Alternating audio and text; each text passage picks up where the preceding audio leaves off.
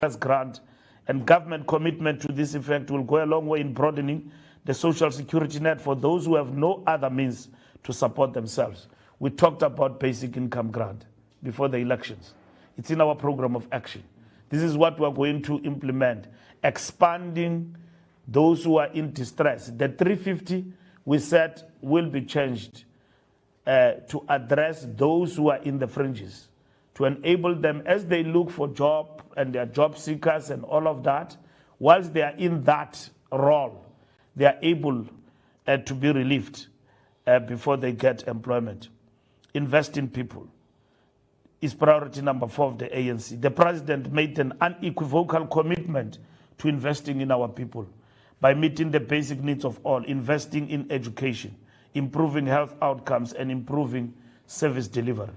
This also includes ensuring that the skills, capabilities, resources, and energies of all South Africans are used to the greatest effect. Priority number 5, defend democracy and advance freedom. Our commitment to protecting and upholding the hard-won rights of workers remains unwavering. This is reflected in the President's commitment in this regard. We are encouraged that government is committed to ensuring that the progress we have made in this regard is not eroded, while it continuously strives to improve the working conditions of the workers in South Africa. The 6th priority, building a better Africa and the world. In our manifesto, we had committed to strengthen the implementation of the African Continental Free Trade Area through economic diplomacy. Government has committed to the realization of this goal to increase our exports to the rest of the continent.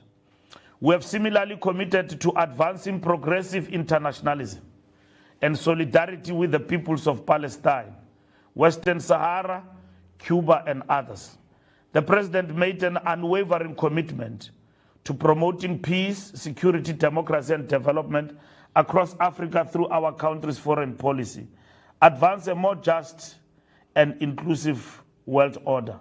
We are pleased that the ANC-led government of national unity has defined its electoral mandate in line with what we presented to the voters in our manifesto. It is equally an affirmation that there is more that unites us than what divides us. The various parties in the JNU may differ on tactics on how to achieve certain goals, but we are in agreement on the overarching objectives that are contained in the National Development Plan, which continues to guide the work of government. The ANC further welcomes the advisory opinion issued by the International Court of Justice, ICJ, in The Hague. According to the opinion, Israel is obligated to cease its illegal occupation in Palestine promptly. The court has stated that Israel must withdraw without delay and provide reparations for the damages caused in Palestine. It is crucial to note that all countries are urged not to acknowledge Israel's unlawful occupation or support its continuation. As the ANC, we have long held that view that the continued annexation and the occupation of Palestinian land is incongruent with international law. We have maintained that the Palestinian people have the right to a sovereign state. Given that this opinion was requested by the United Nations General Assembly, it confirms the illegality of Israel's occupation of Palestine, including violations of the crime of apartheid, a crime against humanity, and requires other nations to ensure Israel's withdrawal and not assist in its occupation. The ANC affirms its solidarity with the people of Palestine. The South African government has been unrelenting in the fight to defend the cause of peace, justice, solidarity, and multilateralism in the international arena. Our unwavering commitment to a rules-based international order, justice, and international law are expressed in our recent case at the International Court of Justice. Our defense of the people of Palestine is at the same time an assertion of the rights and sovereignty of all oppressed peoples of the world, worldwide. Our position is at the same time an assertion of the rights and sovereignty of all oppressed peoples of the world, worldwide. Our position is a strong call for a global fight for human rights and the right to self-determination, as well as categorical rejection of wars of aggression as legitimate means of solving political problems. Thank you very much. Thank you, Secretary General Mbalula. Colleagues, we're going to take questions now. Yeah, we'll do it in that order. We'll start at the back, and then we'll end with you here. From News 24. During the debate yesterday, the so-called progressive August called me to school for amendment to Section 25 of the Constitution, despite the expropriation bill waiting the President's signature. Would the ANC support another Section 25 amendment process?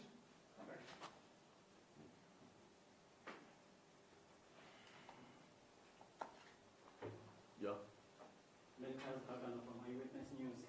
SG, what do you make of the criticism that the President and the second one, in 2020, the President promised a smart city in Lanseria.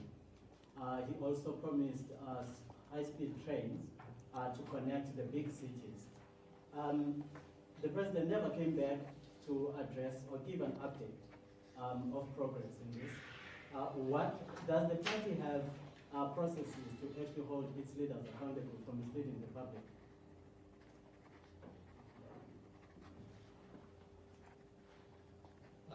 Junior Commando from Newsroom Africa. SG, there were concerns from your alliance partners on Monday that the ANC's own policies are going to be diluted going into this GNU.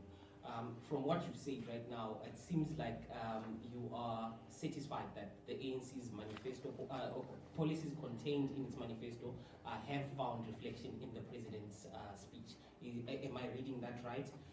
Secondly, then what is the purpose of the national dialogue? It seems like a framework has already been put in place. So what is going to be the purpose of that national dialogue? And also there are parties that have already rejected that national dialogue, including the EFF yesterday. Lastly, there are concerns again from the alliance partners that there's been no reflection when it comes to the ANC's side of what happened during these elections. They're saying that even the individual that was leading the election campaign has been rewarded basically with a position in parliament instead of any consequence management. So they are fearful that this is going to repeat itself when it comes to the local government elections. To share those concerns. Thank you.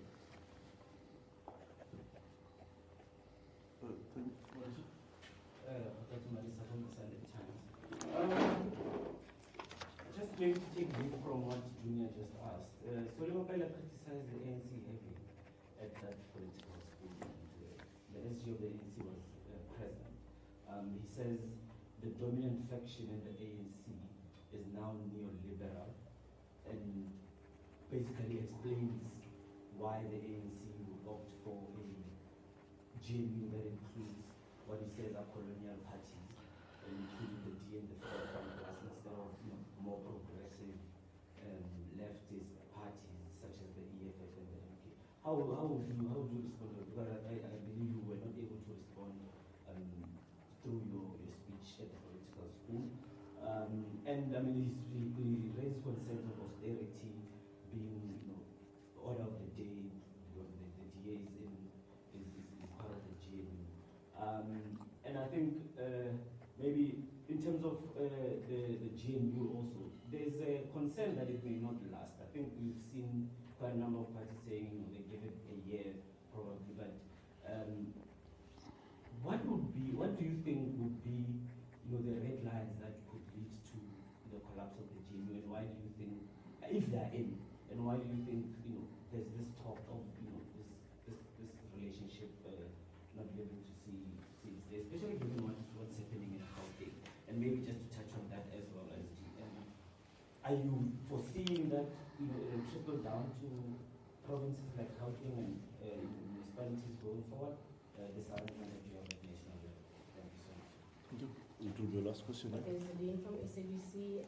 Mr. Mbalula, do you think that the NHI will be the first test for the GNU to get to that point of consensus? And my second question is, what do you make of criticism that the President's speech was very light on international affairs because it was said that that is a sore point in the government of national unity? Thanks so much. SG?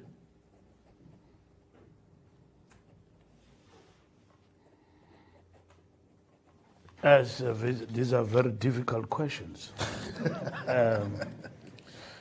I did not get the News 24 question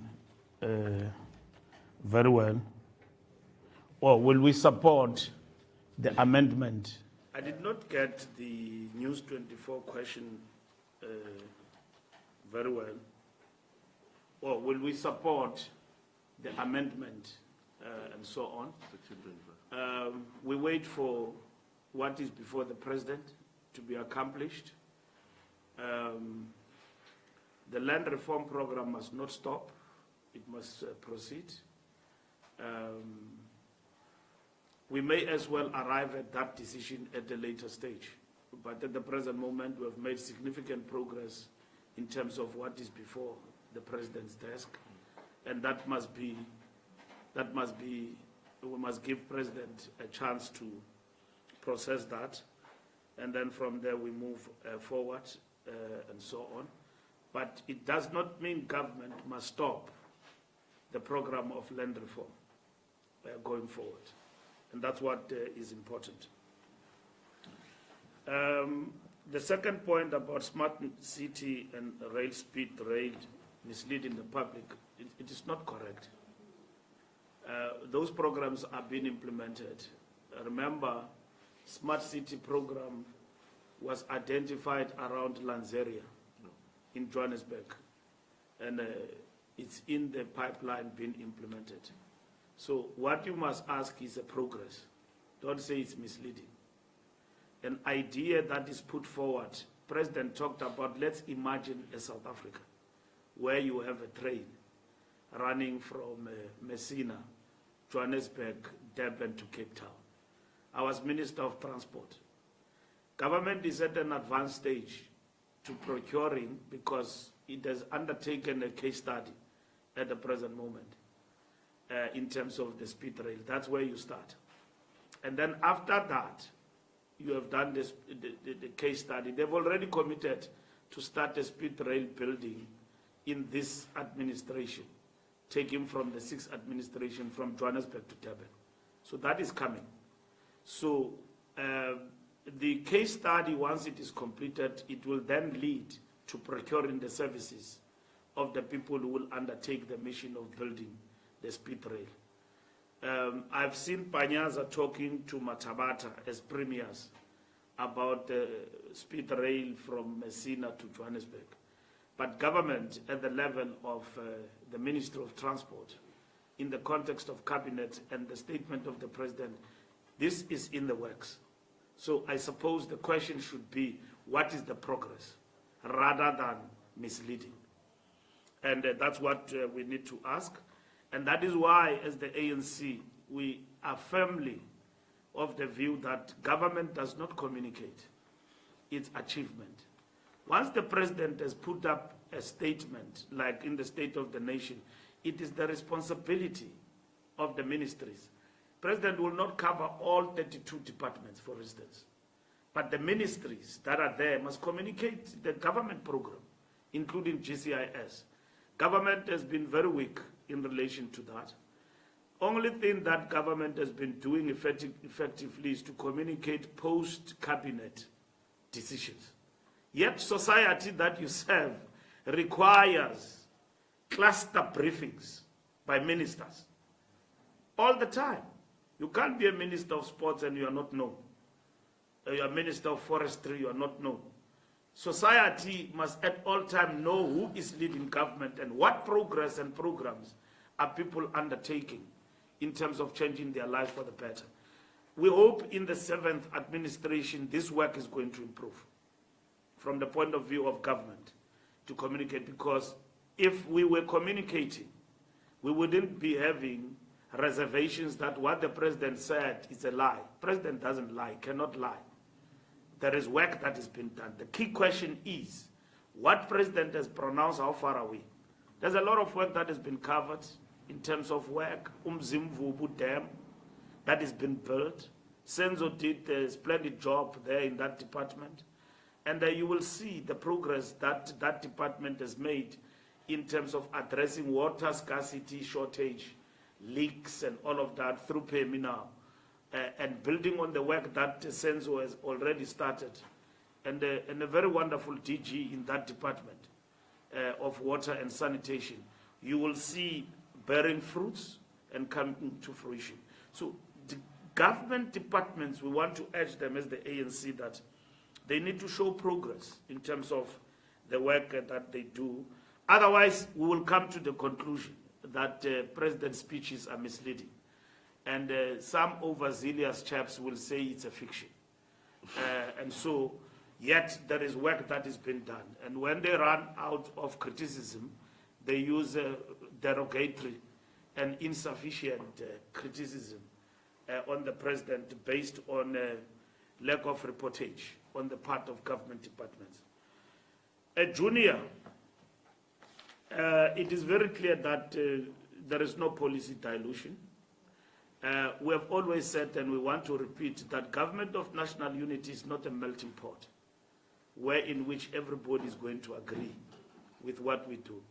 Do you think that the DA opposition to Bella Bill, as well as NHI, is going to stop because they are in the government of national unity? Even if they were not, that was not going to stop. But the fact of the matter is that we use the 6 million vote that we've got to proceed to implement these policies within the GNU. And we have said that look at policy, and then you then come to a conclusion of sellout. That we are basically sellout, look at the policies that we are implementing in government.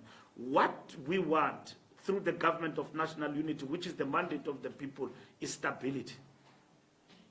If people decide along the way government of national unity is not working for them and they decide to leave, that is their choice.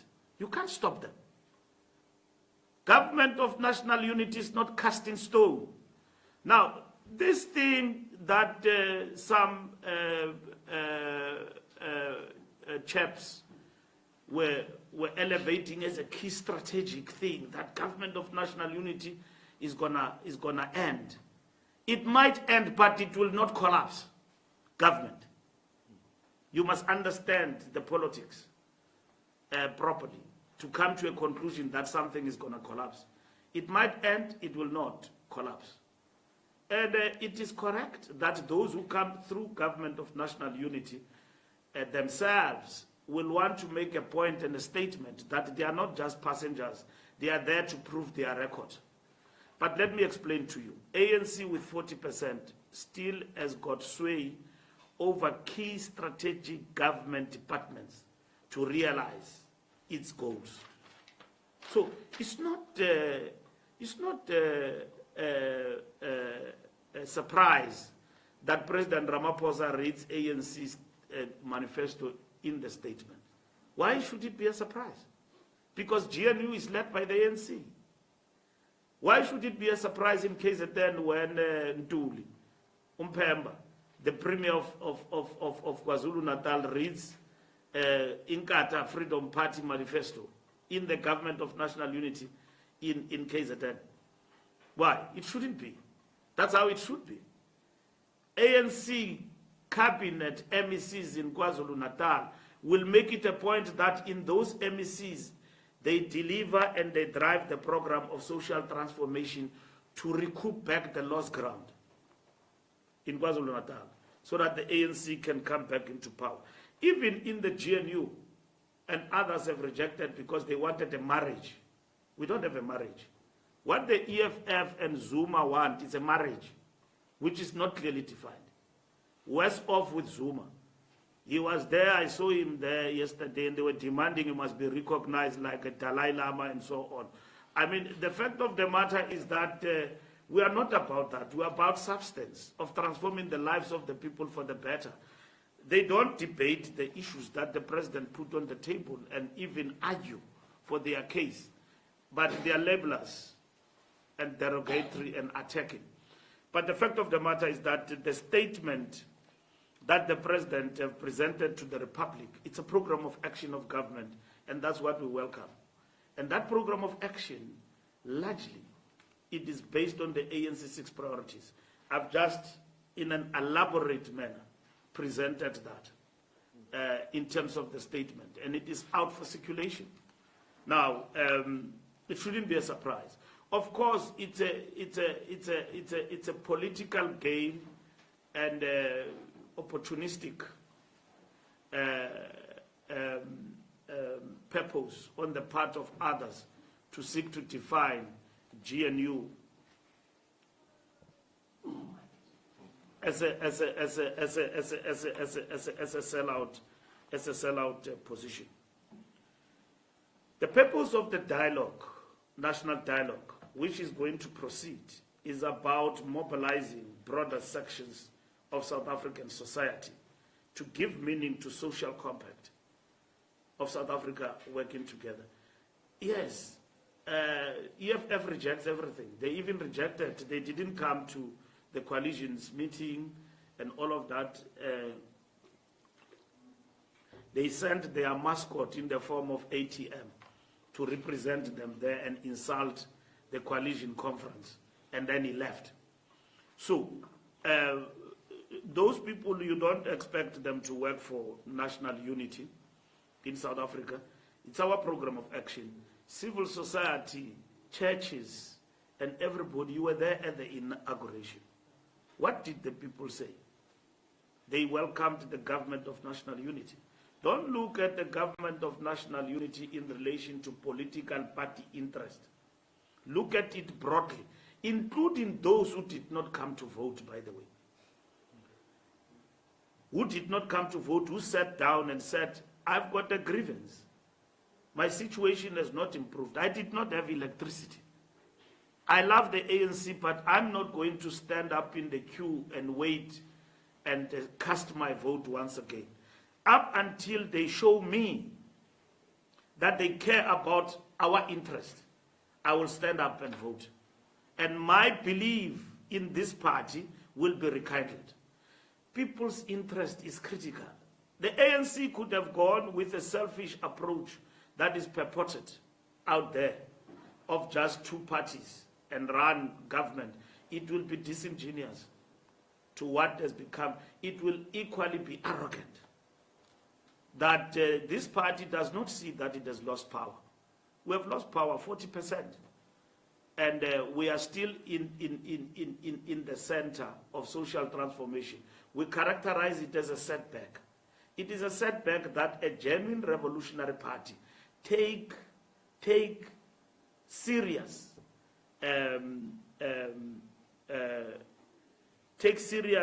analysis about that situation and take steps. We have had many options which now we have passed. We've got a GNU is being implemented, including the possibility of becoming a backbenchers, rerunning of the elections. We are here now. Minority government with elements of confidence and supply. This is what you've got. You still have got political parties that are part of the GNU, but they are not in government. They are here in parliament. They are chairing SCOPA. Others are chairing appropriation committees and all of that, but they've endorsed the GNU. And the GNU is not a melting pot. It doesn't mean that when parties arrive in the legislature, they must toe the line because they are in a GNU and all of that. That's not the case because we don't agree in many fronts and so on.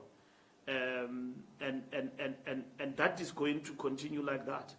The ANC will work with all parties that will seek, like we have done even when we had a decisive majority, to be in a position to mitigate the situation politically in the legislatures. So the purpose of the dialogue is to get South Africa going and get into a dialogue, and at the same time build a social compact among all sections of our society. It has been welcomed, and it's going to take off immediately after these processes are finalized. Now that we have had the president, we have had the inauguration, we have had the first sitting of parliament and the first debate in the 7th administration. Now it's time to dialogue going forward. Elections, reflections, and alliance.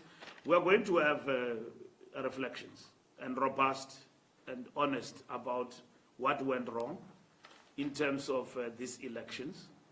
It is unfortunate that the General Secretary of the Communist Party, his views were overly publicized.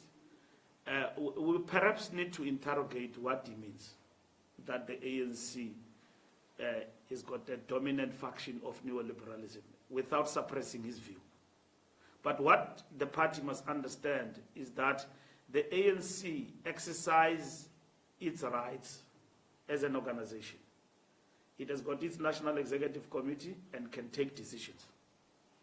And the fact that we consult each other is a principled matter, that we've got to work together as an alliance. And fundamentally, you need to understand that none of these political parties that they are pepping up in parliament are allies of the broader liberation movement and the progressive forces in the country. Our allies is the Communist Party, COSATU, and SANCO. All these people who are here in parliament, who are very colorful in their rhetoric, are not our friends. They are not our friends. Zuma decided to break the ANC and divide it, and he's not going to stop about it. He decided to break us and reduce us below 40%, and he doesn't have a program of action of what he's going to do with that 40%, except sending a questionable judge to parliament. Very questionable character. Send him. Just to spit on the face of South Africa, he brings Hlophe and even send him to the JSE, just to show us that he's got no respect for constitutionalism and everything else. And then to spit on our face, he brings him to parliament. And then to say, lead these people. What does Hlophe say? The first thing is asked, why do you lead, do you agree to lead this party? He says, no, it's because they embraced Zulu monarchy. And then I'm proud Zulu. That is what we call how we characterize ethno-nationalistic ideological characterization of this party. He doesn't say, I'm happy as a Democrat to participate in the discourse and to lead a party like, because that party does not have a meaning except a grievance. And even when he speaks, he's very angry. He's very angry. Ramaphosa is a liar. He doesn't know what he's talking about. His speech is not written by him. What does that have got to do with the content of taking South Africa forward? Now, the bankruptcy of these characters, you are going to see it going forward. But it must not deter us from doing what is right for the people of South Africa. They are a product of a democratic process. They are a product of a democratic process. The ANC and its allies must sit down, and this is what we are going to do in a 6-day meeting, and talk to each other in the political council later on, and even the secretariat of the alliance, talk to each other about these issues. If the Communist Party have arrived at the conclusion that the ANC is neoliberal in its approach and outlook ideologically, they've got to present that to the ANC and say that because of the following policies and what you are doing, you are neoliberal, then we've got to interrogate that. Now, to make a sweeping statement in a political school and then say that ANC leadership faction is basically deepening divisions. It's not constructive from the Communist Party. But you don't expect the Communist Party to romanticize GNU and agree with it. It's a very important moment where we are, and you don't expect COSATU to agree with GNU. You don't expect members of the ANC who are not in the NEC to agree with the GNU. We have briefed all our structures throughout the country. We are going now to the regions to engage them, to politicize them, and to say to them why we arrived at the decision that we arrived at. Let us not be told that because the DA is part of the GNU, it's a sellout position. Who said that if others were party to it, it will not still be characterized as such? What does EFF stand for? When they voted with the DA in the past, why are people so obsessed with the progressive nature of the... Every time EFF had an opportunity to work with the ANC, they threw us out. They gave Tshwane to the DA. They gave Johannesburg to the DA. They gave Port Elizabeth to the DA. They wanted to give eThekwini to the DA. And now you are basically told by a populist that they've got something to prove, that they can stand for. They are ideologically astute. The revolutionary insurrection, rephrase mongering, must move us. We are not moved by that. We know what we stand for. We know what the DA is. And it's not going to change us towards the DA. We know that their populist rhetoric is what they sold to our people. And they don't eat in the base of the DA, they eat in the base of the ANC. EFF does not organize in the suburbs and persuade the broader section of the South African populace that is seen to be favoring the DA to be on their side. They mobilize in our townships. They mobilize our people against the ANC. They cripple the ANC, just like Jacob Zuma. It does that. So what is so fashionable about them that if we had worked with them, it would have been a better option?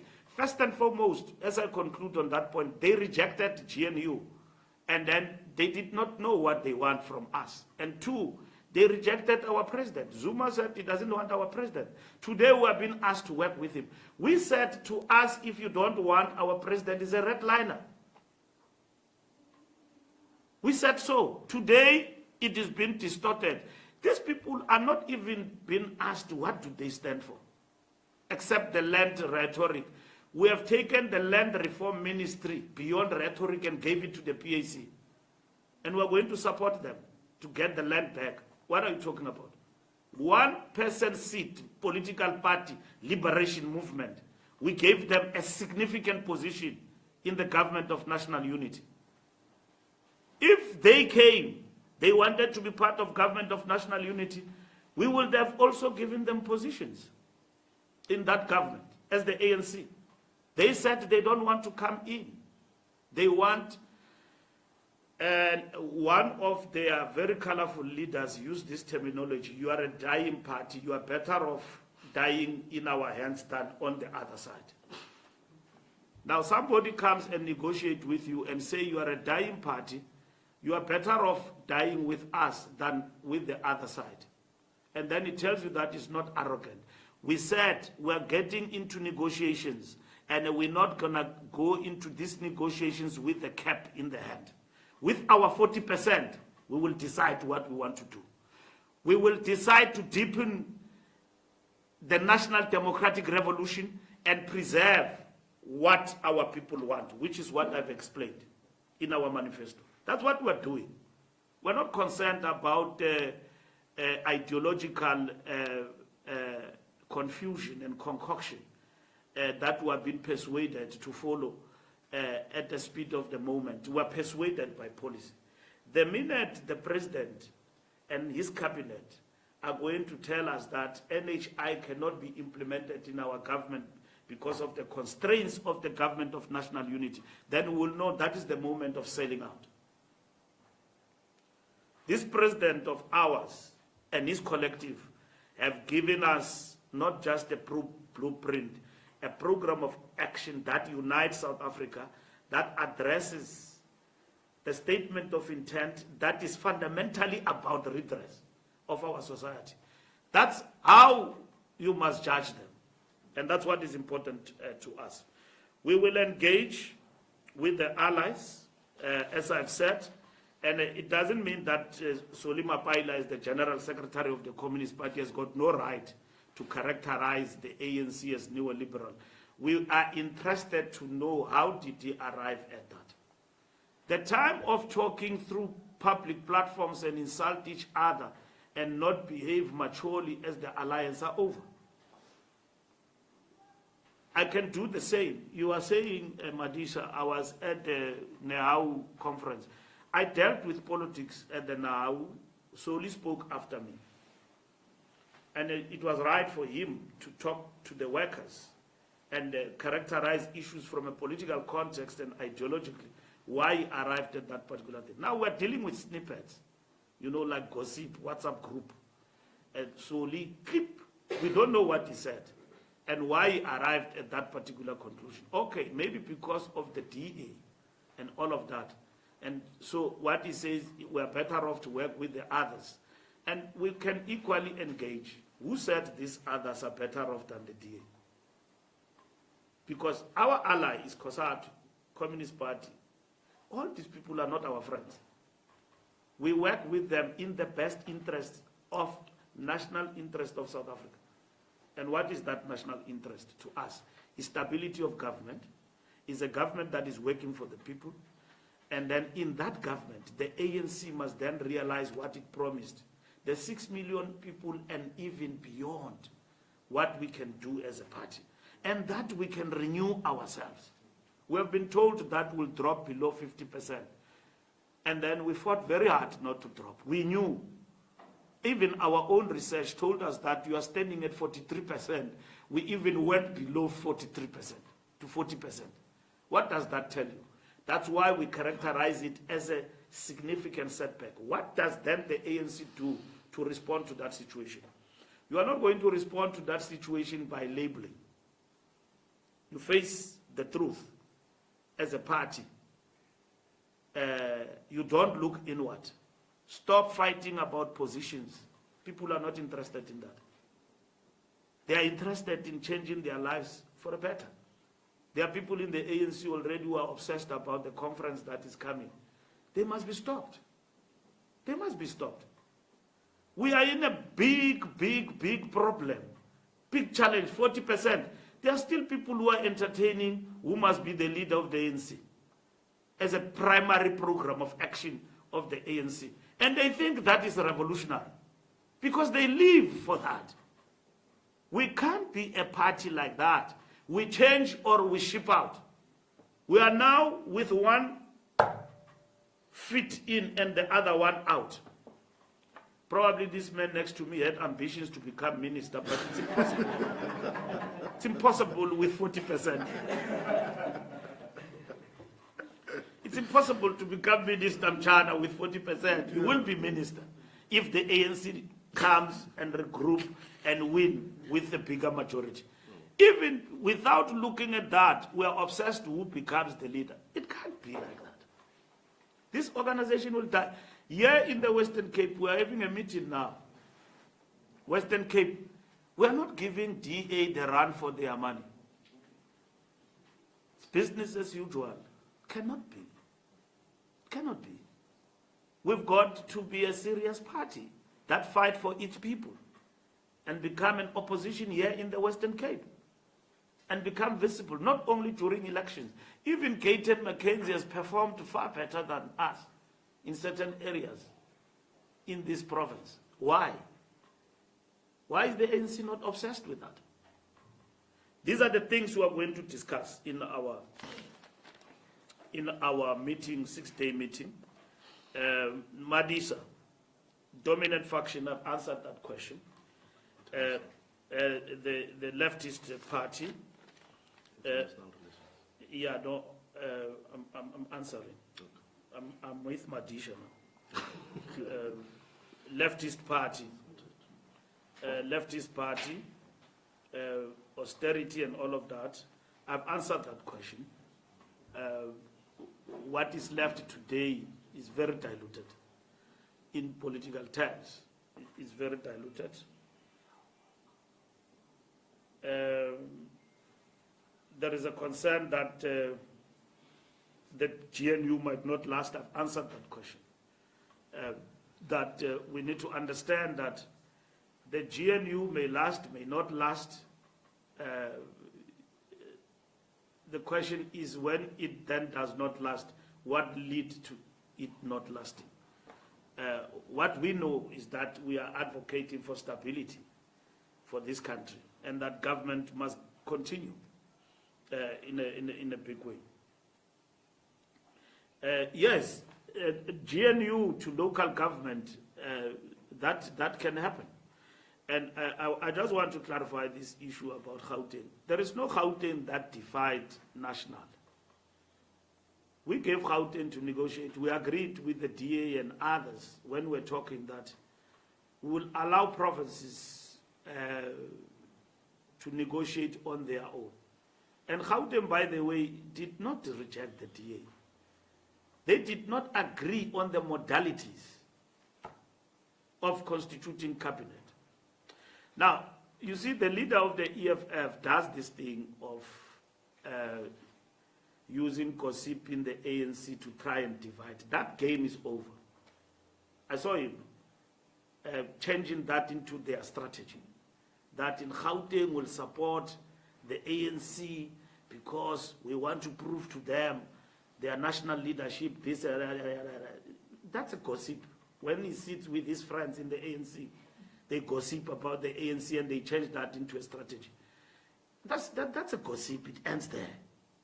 What they have there in Gauteng, they have a deal with the ANC in local government. And we're going to look into that deal. And if it means the GNU must find expression in metros, the ANC will decide. National Executive Committee. And it has already started in Ekurhuleni. And we're doing wonders there in Ekurhuleni. Because we did not manage to pass budget in Ekurhuleni for years because there was an EFF chap there who was not helping us with the finances and all of that. He was removed by the mayor. Everybody is yearning for progress in local government. Local government is a mess, especially the metros. Go to Johannesburg and see, or Pretoria, and see what an unstable government does to the people. The people suffer. Now, it is easy at national level to have the government that we have, and then we are able to bring about stability. Even if the GNU people were to decide tomorrow, it is game over, I'm leaving, nothing will change. We'll just replace that person in government. And government will continue. It will probably move from GNU to minority government. So what they are yearning for, these people, they are yearning for a collapse of government. And where are the people's interest in that? If we think of ourselves, we don't think of the people first. We serve that it is in the interest of this country and the people of South Africa to have a stable government. In the world, it has never happened that a government can be concluded, a president elected, and then a GNU established, bloodless, within record time. Other countries take a year, even halfway to the next election. You know, I was in DRC the other time. I was shocked when I arrived there, the president was still busy negotiating to establish government. But they've eventually established government.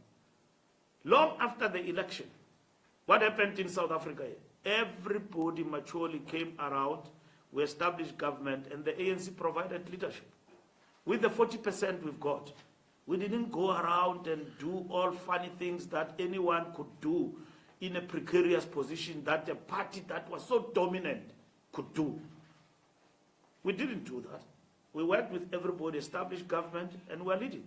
Matamela is leading us, and that is what is important. And then the last question is, President was light. I don't know what you mean he was light. I think he affirmed the foreign policy, and then we have made greater progress now with our interventions at an international level with regard to the work we have started in terms of Israel-Palestine issue. And we thank all the Muslim people in this country who have voted for the ANC because of our stance on Palestine. But we have always said to them that we don't need vote of people on Palestine because Palestine is our program as the ANC. It will never change.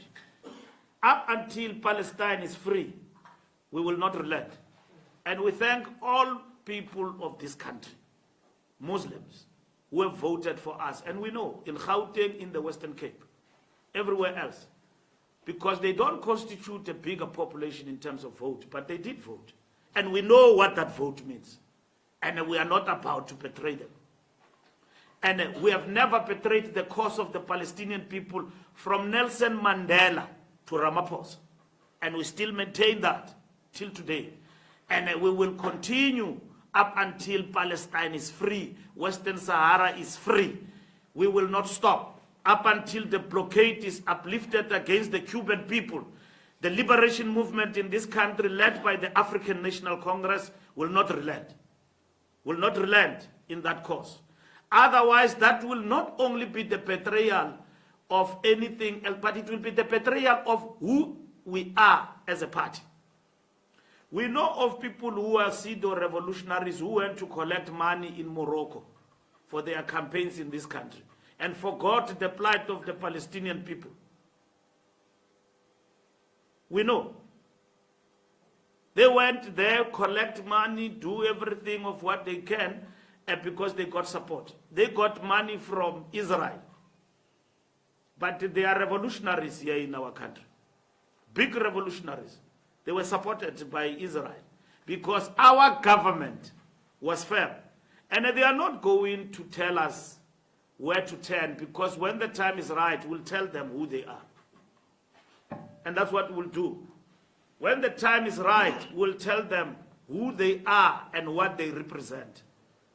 And that is what is important for us. So I don't understand light, but the president reaffirmed the principles of this government in terms of foreign policy, human rights, self-determination, freedom of peoples, and so on, advocating for multilateralism against unilateralism. That's what South Africa will do and will do, working with others. And today, when the United Nations says Israel act in this manner, that's what we want. Up until Palestine is free, Western Sahara is free, there will be no retreat on our part. Thank you very much. Thanks, colleagues. I think you are answered now. We have exhausted your questions. SG, thanks very much. I think we are done with the business of the day. We'll meet once again, and thanks for coming. You speak like Zuma now. We'll meet someday. So we are